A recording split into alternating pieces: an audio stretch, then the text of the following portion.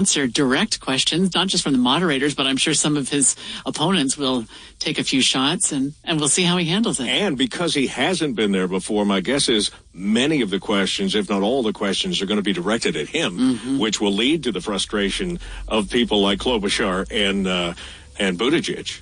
Who desperately want to stay relative in this whole thing. So yeah, we'll find a way to see how that goes. Tomorrow night, NBC will be watching. Yeah, awning in depth of here, of course, at 15 and 45.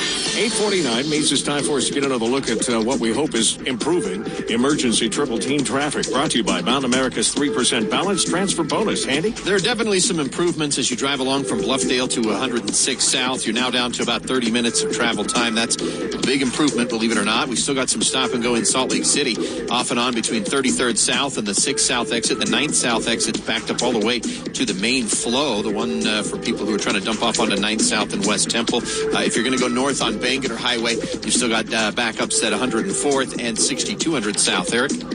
Got a new crash in Utah County. This is southbound I-15 at the American Fork 500 East exit, just past the beginning of the exit ramp, and this is over on the right shoulder. Similar type of thing out in the mountains on I-80 for eastbounders, just past the exit ramp to the East Canyon exits, and right now you've got several cars that are still involved in that, and they're over on the right shoulder as well. In Utah County, I-15 northbound, that looks good. Heather? We've got a new crash southbound I-15 just after Layton Parkway, about half a mile or so before the 200 North exit in Kaysville.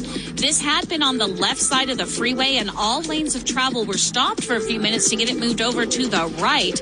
And that has traffic backed up almost to Antelope Drive in the Layton area. Once you get past it, though, you'll have pretty good speeds until you hit Beck Street. Then you might hit the brakes a little bit into downtown. Heather Kelly in the KSL Traffic Center. Traffic and weather together every 10